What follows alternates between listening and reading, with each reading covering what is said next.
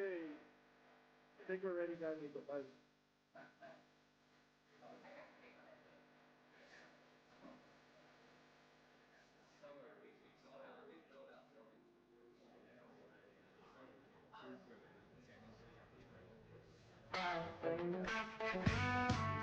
Okay, guys, so we'll kind of slowly let some folks come in for the next, is it 4 o'clock? Is it 4 o'clock we do? Okay, so it's getting close, so we'll let a couple more people. We had a lot of people the first session. We'll see how many come in the second.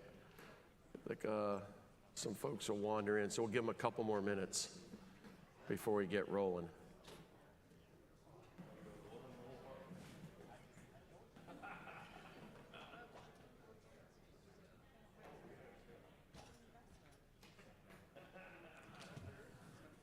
Are you flying out tonight?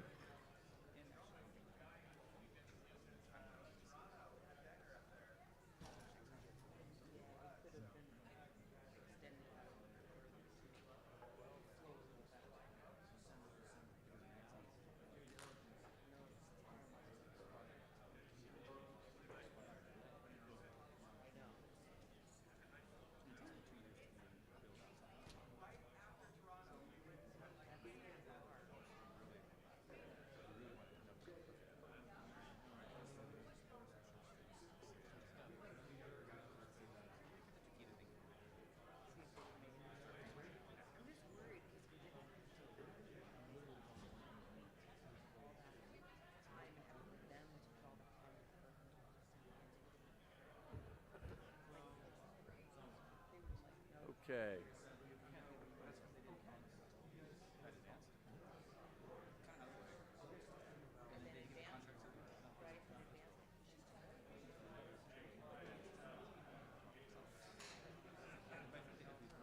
All right, so let me see if we can get the mic. Test, test, test.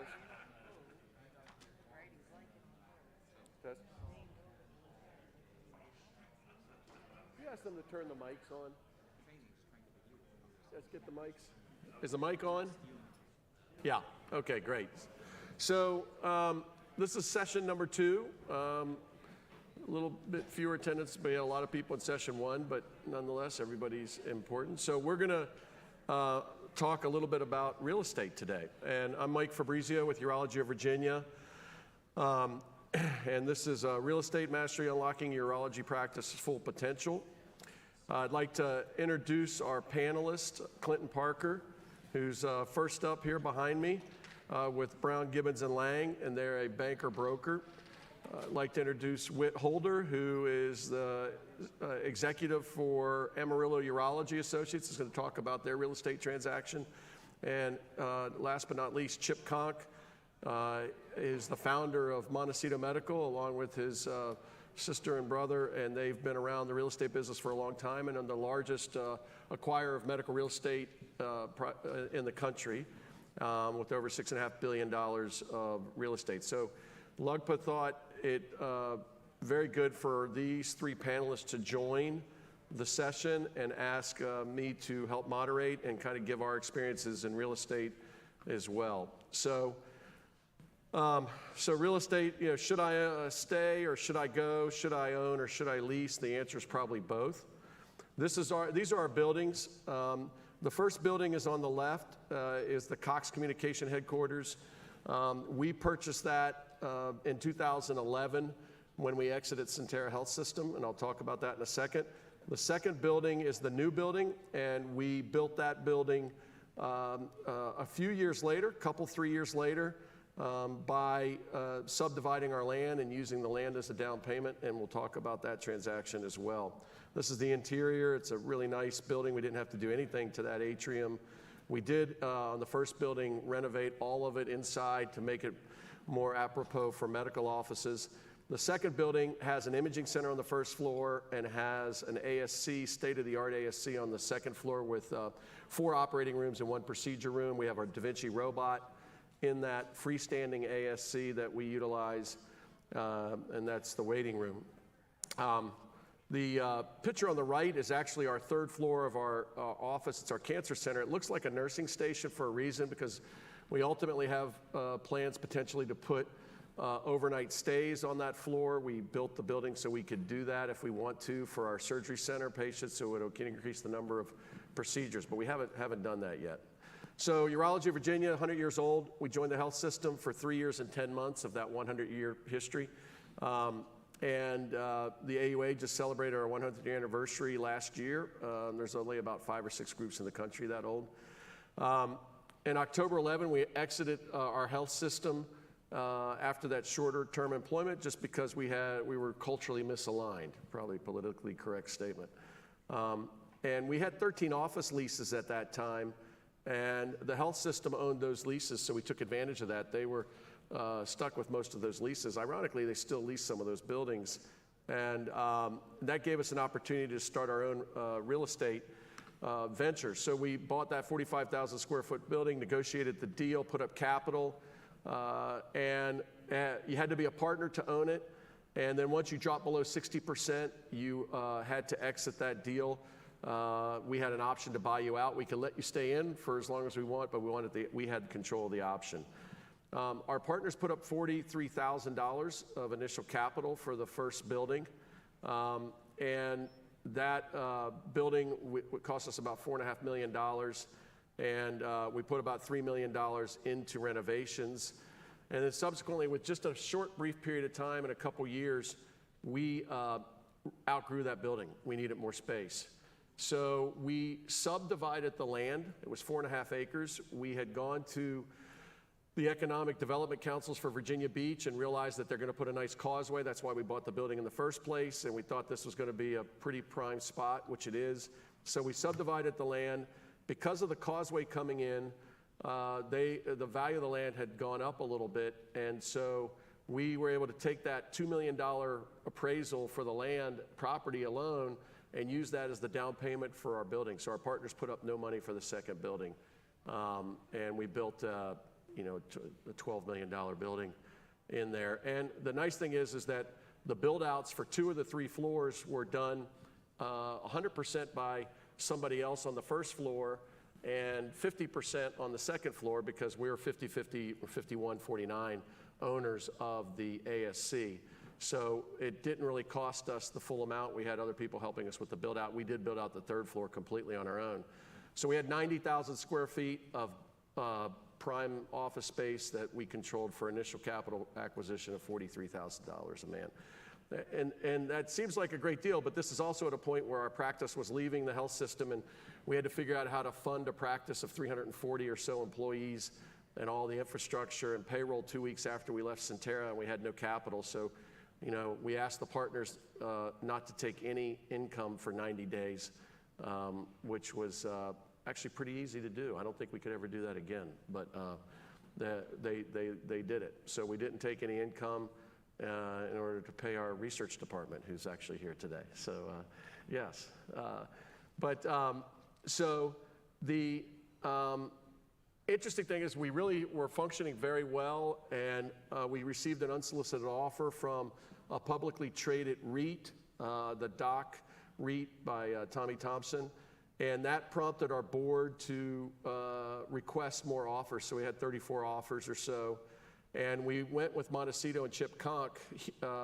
And, I think they've done a lot of work with LUGPA. And as such, we're invited to LUGPA, and I think appropriately so, not as a sales pitch, but because they truly are the largest acquirer of medical real estate. And they actually know not just real estate, but they know how each of our individual practices function inside and out. They know how our revenue streams are created, they know what's involved, and they know demographically where our concentration based on coding and based on demographics where we should have offices in any locale that you're in. So I think very appropriate, and so thank them for being here. We did a lease back. And during that lease back, we restructured the leases, once again, because we were working with a friendly entity that was buying our buildings and understood physicians' anxieties. And while we raised the rent a little bit in the first building, the original building, we decreased the rent in the second building such that over 10 years, we paid $500,000 less. That ameliorated the younger partners' anxiety that they didn't get to participate in the real estate or receive the significant investment gain that we had on these buildings on the sale, that ameliorated that concern a little bit. Not a lot, but I think the thing I used to say to my younger partners, and we're going to talk about transition, is when they were saying, well, we thought we would get into the real estate, and et cetera, and what happened is that it became prohibitively expensive for us to buy each other out. That's really what happened. And so we had to figure out an exit strategy, and that was, we thought the easiest one was sale. And the analogy we used a lot was, I wish I would have bought Apple at $4 a share myself, but I didn't. But that didn't really go over as well as I thought it would. So the benefits of ownership are the following. There's a lot of them, and we have a lot of smart people in the panel who can discuss this, but you do have depreciation deductions, the standard deductions, bonus depreciation, and then something called cost segregation. So if you build a LEED building, you can get some special deductions, LEED certified. If you can cost segregate a lot of the things you put into the building by 1 year, take full deductions, 5 years or 29 years. You get interest expense deductions, you get real estate tax losses. Beneficiaries may benefit from a lower tax bill. We had a gentleman here the last session who asked a great question that everybody here thought was advanced, but about sort of estate planning and transitioning it to your wife, and there's some things you can do, so you should certainly talk to your accountants. Qualified business income expenses, opportunity zone benefits, those are unique. If you put a structure in an opportunity zone, you can take advantage of that, and maybe Chip or Clinton can talk about that with us with the opportunity zone. There's 1031 exchanges that can occur, so you can actually roll the entire proceeds into another entity, or as Chip will tell you, you can roll it into your same building as part of the investment fund that they've created, and they've done 4 of them now, and soon to be 5 investment funds, which have, and that's another benefit while they're here to show you that you don't necessarily have to own your real estate. You can lease back and tell your partners it's okay to be leasing because now you've rolled the proceeds into a fund that beats the S&P 500 by double or more.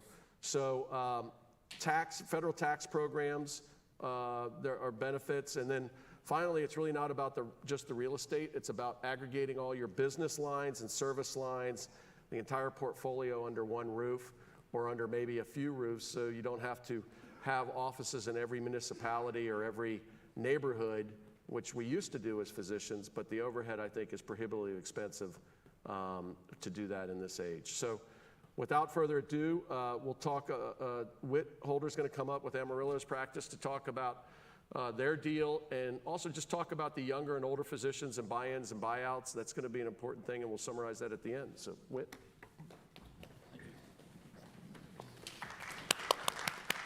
Thanks, Dr. Fabrizio. Again, I'm Whitt Holder, CEO of Amarillo Urology.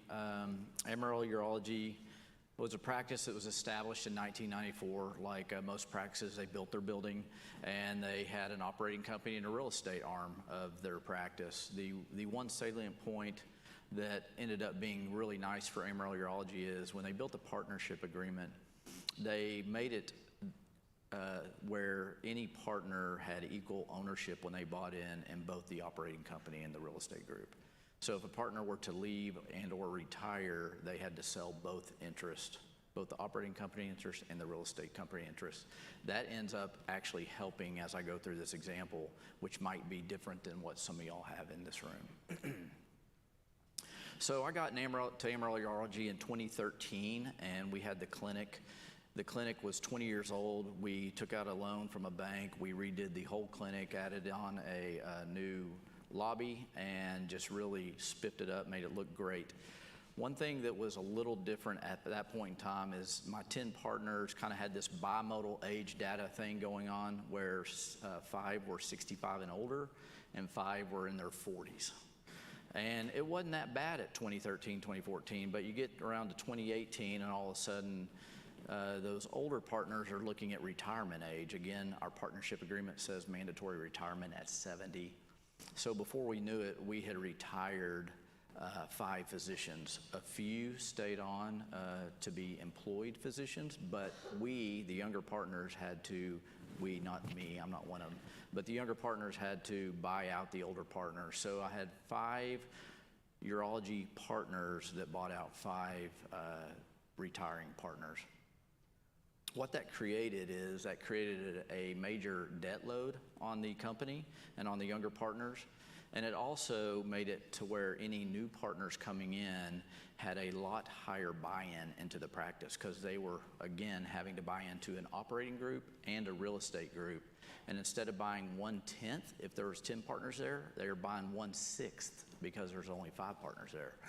So it became kind of a two-edged sword. We had high debt, we had high buy-in, and we got with Clint at BGL and talked to him, and we found a company. We did a sell leaseback of our clinical building. Ended up being a great deal for us. The 5 partners were able to sell that building. They were able to pay off the debt.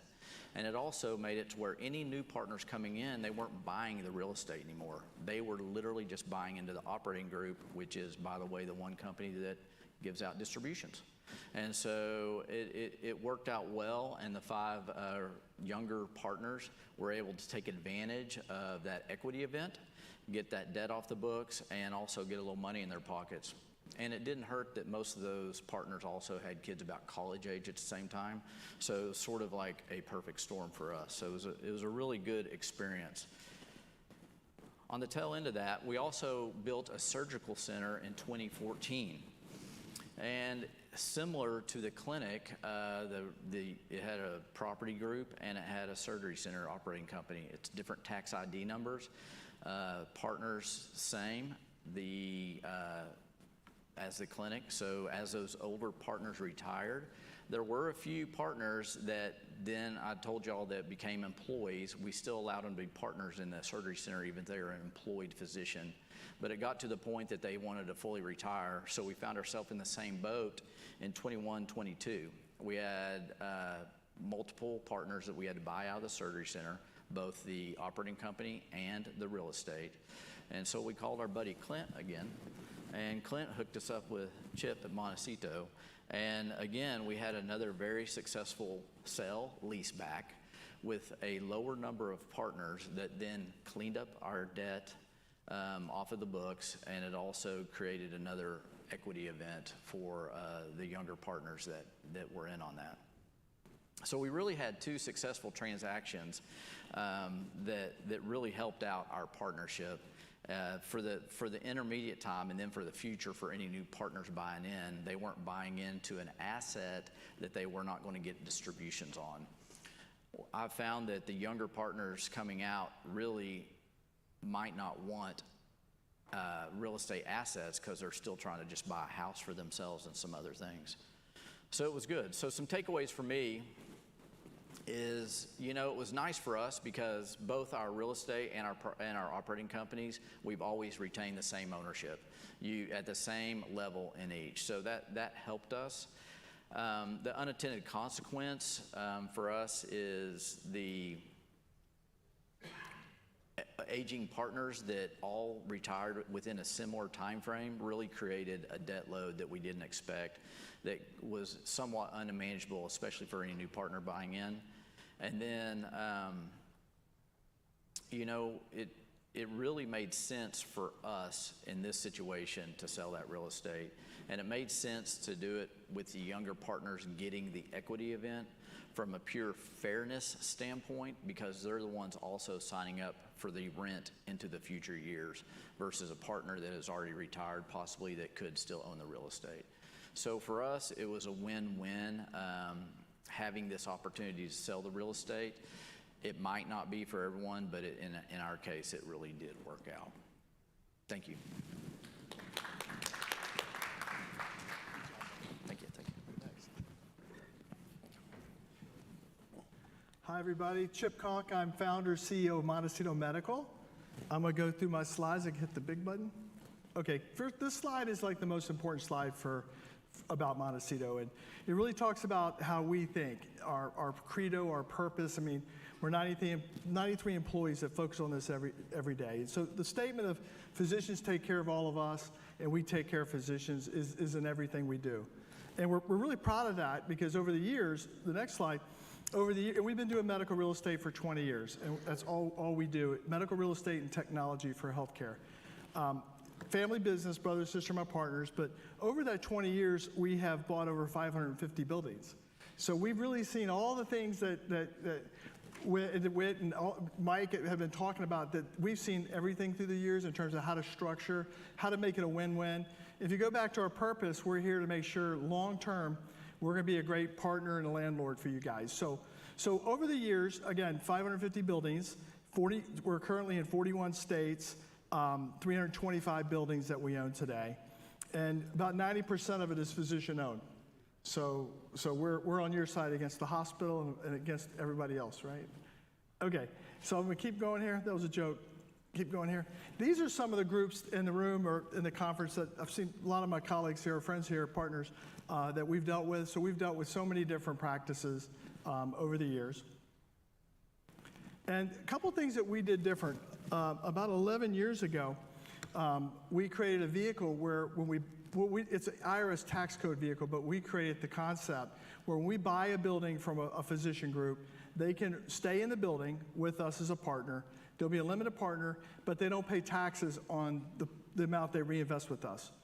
So I'm going to show you a very simple graph of how that looks. So it's not that complicated, but it's complicated. We've done it over 200 times. So up in the upper left is the owner of the real estate, the physician group, upper little diamond there.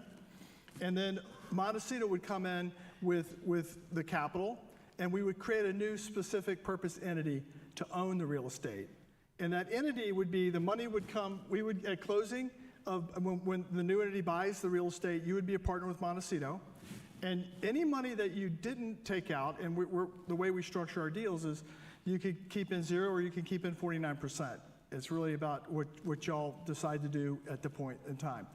And in that entity, anything that you do reinvest tax-free, we don't fee you or promote you at all. So every month we get the rent check. We will put a mortgage on that SPE, and then you will get the cash. You put 50% in or 49, you'll get 49% of the cash, and we'll get 51, or whatever y'all decide to do. And then at sale of that property, eventually we're probably going to sell it. You will get the same percentages that you put in terms of the profits. And over the years, I talk pretty fast, so we're available for questions after I sit down here. But we've done this 200 times, and we've had some really great returns. I'll get that in a minute, over the years. So the other vehicle we created, because of the success of the first vehicle, is a physician fund. And our first fund was about 6 years ago. And that fund, we're now on our fifth fund. And that fund, over the years, and over the last 7 years, those funds have done extremely well. We have over 1,100 investors, physician investors in our fund. And this current fund is still open, so we love having doctors invest with us. But let me walk you through a real high level how our funds have done and how the reinvestment vehicles have produced returns for our partners. The top of the graph is Montecito. And Ernst & Young compared us versus the other indexes, whether it's the S&P, the NASDAQ, the Dow Jones, just go right down in the bottom, or the NAREITs, the public medical real estate REITs. And so we, during any period through those, and there's actually a ninth one, we've more than doubled the S&P. And our average return has been a 23% levered IRR. And so I think the math is like every 38 months or something, it doubles, the compounding effect. But it's really because our relationships with the physicians and the way we like to add value to the buildings.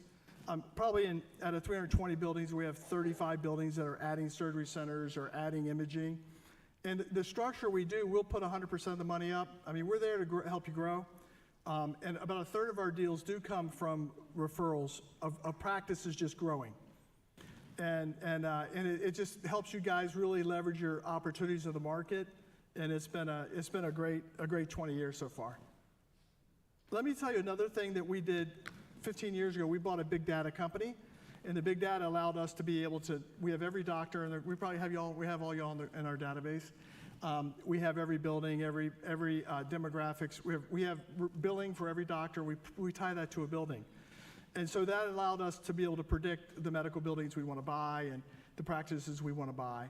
And now we're offering that to our practices. This year we're launching a service that we're going to give free to our participants that we're working with, and that software can predict where you should add a building, an ASC, down to the street corner. It's been extremely successful. We also have invested in 7 other technology companies. We have a company called Calm Waters, and we're doing really well in urology right now in terms of helping the docs process E&M billing. 97% accurate, way faster, and we're getting a very, very good defensible audit trail for every patient you see. So Montecito is really a platform company, and the platform company is about how do we make you guys more successful. So, thank you.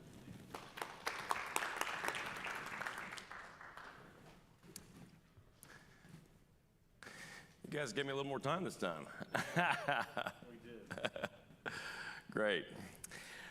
Well, again, thank everyone for your time this afternoon. One of the things as we get into this, and we tell you a little bit about BGL. BGL, we are a middle market investment bank, so we are actively trading the operating companies and property companies of healthcare groups.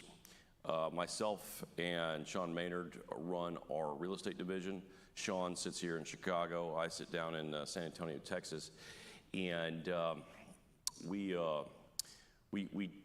work almost exclusively with physician-owned, single-tenant net lease, ambulatory surgical centers, and clinics. So we are for better or worse, we are as deep into this particular specialization as I think you can be. And we actually created the firm, I say they created the real estate side of the firm, really 10, 12 years ago, because we saw a lack of perspective in the market from an operating company perspective. I've been lucky enough and fortunate enough to learn a tremendous amount over this last decade with the firm, and really learning how the corporate aspect of a practice impacts the property company. So with that being said, we've traded $4 billion worth of healthcare real estate. Not quite as great as Chip, but close. He's done $6 billion, if anybody's counting. It was 6.5. But again, we've been doing this for 2 decades. We take a lot of pride in what we do. We really like to think through, all of the aspects of these deals because, ultimately, this is probably the penultimate transaction, and the ultimate transaction being a corporate transaction. But you say, well, Clint, we're doing a property company transaction. Why do I need to be comprehensive of my eventual operating company transaction? Well, you're right in the regards to your purchase and sale agreement. Right, is a finite agreement that will run through the term of the trade. That lease is very important, okay? To have advisors that are deep in the weeds is something we would always advocate for because, you're just not gonna know what you're not gonna know what you're not gonna know. So that lease is going to run for 10, 12, 15, 20 years, okay? And every word of that lease is extremely important from a value perspective for that eventual operating company trade and the property company trade that you are able to consummate. Where are the values, okay? So we always advocate for the property company transaction preceding the operating company transaction. That's one of 2 things. You have complete control, obviously, before you do any operating company transaction. And those lease levers that we pull from a simple multiple perspective are superior on the property company side. We're talking 15, 16x. And then a operating company perspective where we're talking 9, 10x. So these are more, great aspects of BGL and why we like to think of ourselves as a good group. Okay, so we get into market, okay, where we were 2021, 22, okay, Whitt transaction was fantastic to work with Whitt, and fantastic outcome for Whitt, and really a great practice and great CEO to work with, because really inquisitive and really wanted to learn. Very much like you all in this room, you're here to learn, and this is a very, very, very important transaction. Probably the first or second most important transaction that you all will make as property company owners. We looked at 2021, 22. Okay, so 320 transactions on the STNL side. STNL, we love our little acronyms. Single tenant net lease. MOB is medical office building. And actually, I think we're going to start calling them medical outpatient procedural buildings. So in 2021, 2022, okay, 1,100 deals transacted, 1,000 deals transacted, okay, massive amounts of volume. Okay, the party stopped in 23 as a function of rate market. But the good news here is when we come into 2024 and 2025, we have what's been indicated to a very positive rate cutting environment, and also there just haven't been a lot of deals that have been done, and as Chip will tell you, as all these acquisition candidates will tell you, they want to be acquiring. They do not want to be sitting idly by. So in 2024, we're currently at 301 transactions. I think kind of rounding out the year, we'll probably get right to that 555, in that kind of middle 500 numbers. But I would say in 25, I think we're going to be right back to the 1,100, in that volume. So kind of the ebbs and flows of the market right here. These are the last 2 decades of cap rates. You'll hear cap rates talked a lot about. So, if you were going to have traded, 2021 would have been a good year to have traded. That being said, as my dad always says, life is all about timing and free food. We're going into a good timing period to consider monetizations going forward. One of the key things that we look at is everyone's practice is going to be at some end of the spectrum, from a one-to-one operating company, meaning the operating company partners and the property companies are all copacetic one-to-one, to completely divergent. What we've done in that $4 billion of transactions is come up with equitable scenarios for all those involved, and really kind of take pride in thinking through what makes sense for a practice as a whole, not just a real estate transaction. Thank you.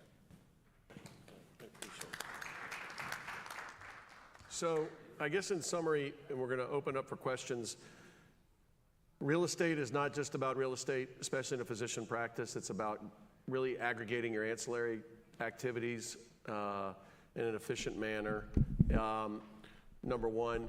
Number two, it's about potentially partnering, as you heard. The reason all of these guys are up here is because, Whitt's sold properties and discussed it. We have, and then we have 2 experts who've bought and created different deals. But the other thing is that you want to partner with somebody who's maybe not just a real estate transaction, and that's these guys here who are, are able to leverage IT within your practice to help you figure out where your growth areas are, help develop things, co-develop things with you.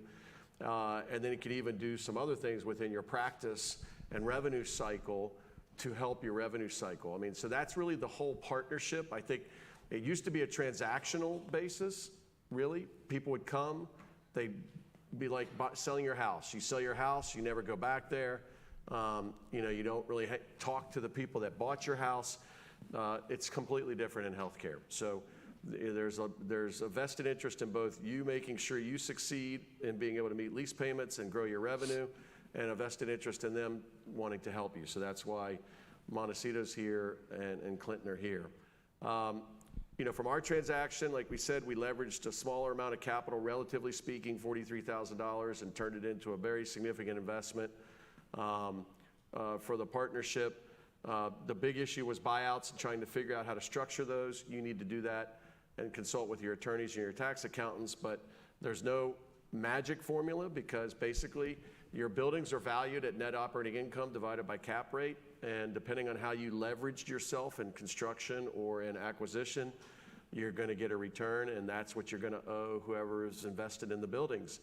And so it can get pretty expensive, as you heard from Whitt, trying to buy folks out. And I tell you, the appetite for the younger partners to take on debt, and be interesting to see, is not very good at this point. And so that's just a different mindset. So I think you have those pain points to work through, but I think in general, it can really be a valuable experience for your practice and really help unify your practice. So we're happy to open up with any questions on specifics on our transactions or how to acquire real estate. Anybody have any?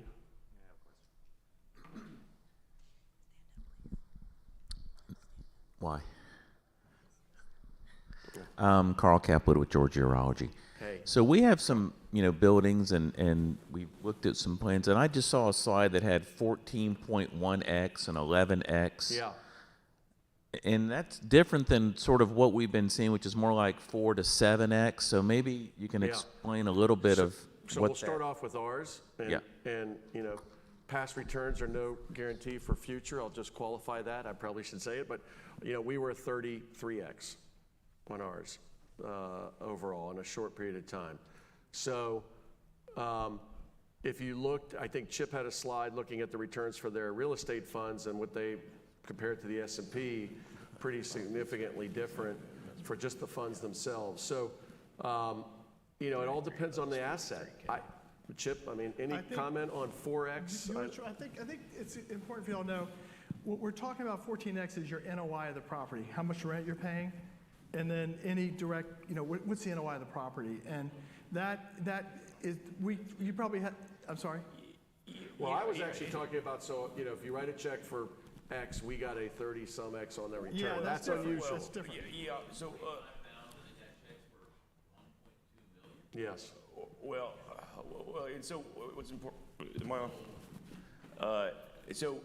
So when we talk multiples, right? So 7 cap is a 14.7%, or 7% capitalization rate is a 14.7x multiple.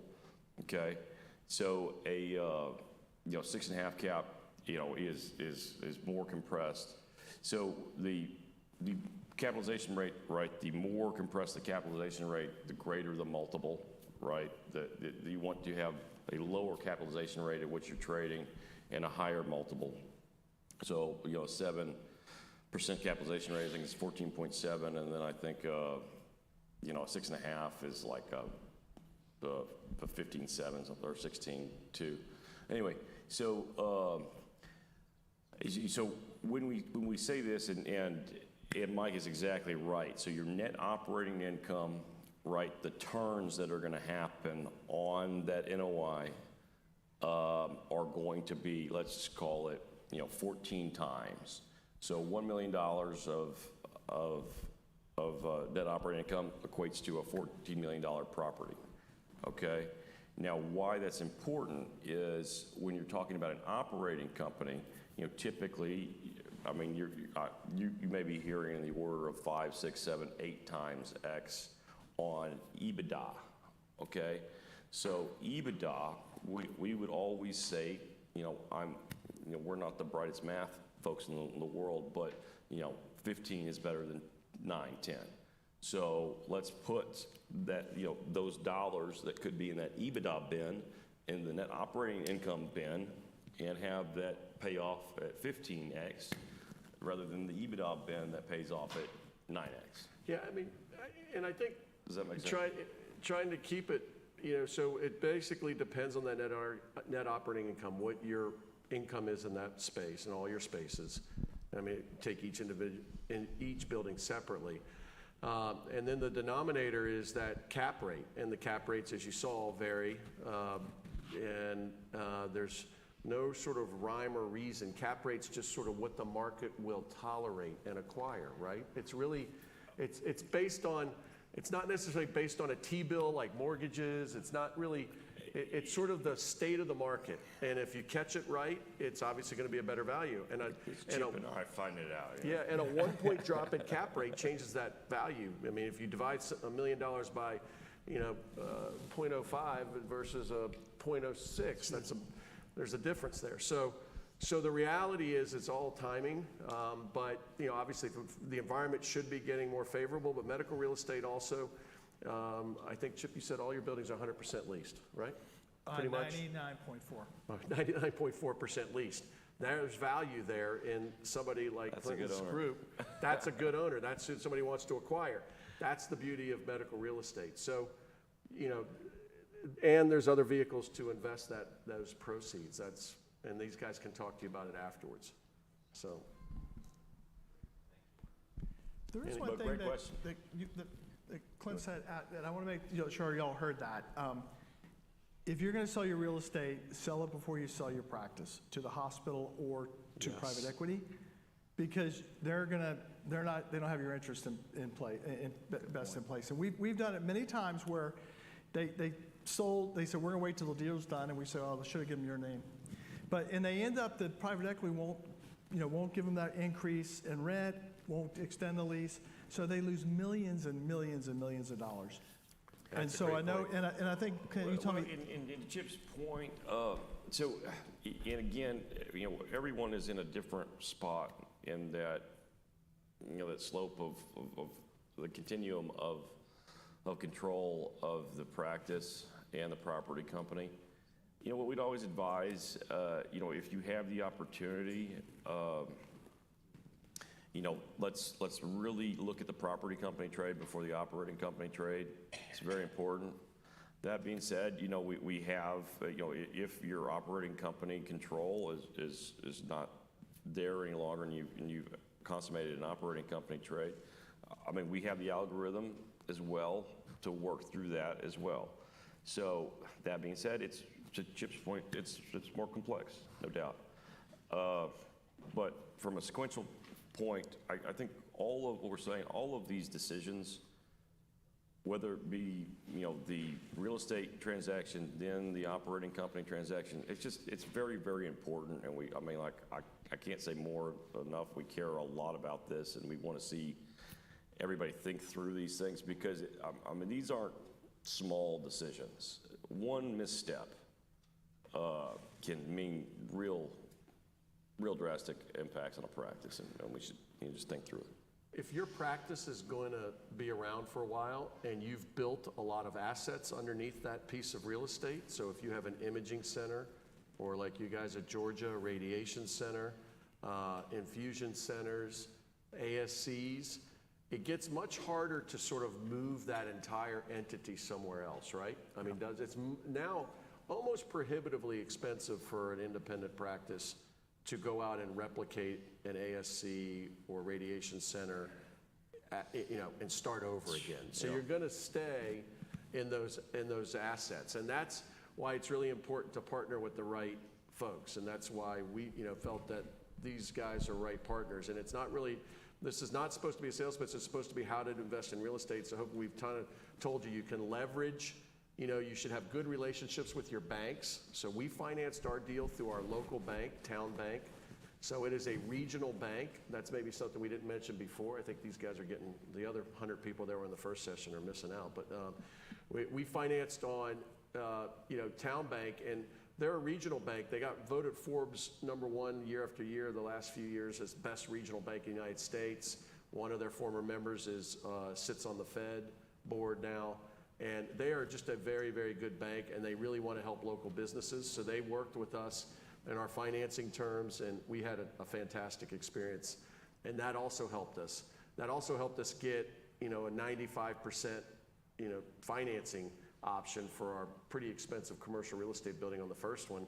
And essentially is, 100% financing on the second one because of the equity that we had in our land. So they were very creative. So I think if, you guys will have to, these guys have access to finance options, but I think if you partner with a standard big bank, maybe, they may not be as benevolent.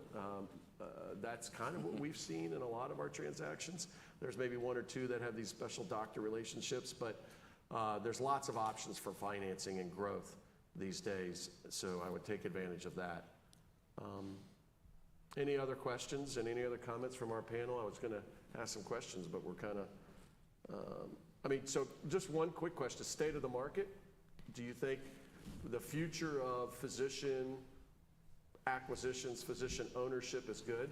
I think it's good. I think the medical real estate market's very solid. We never stop buying. We're normal office, everyone quit buying. I think there's a lot of capital coming into the market because during the Great Recession, during COVID, our buildings stayed full, and a lot of buildings didn't. So there's a lot of money on the sidelines. I don't know how you guys feel, but I'm feeling like I think it's a good time, but I'm a little biased.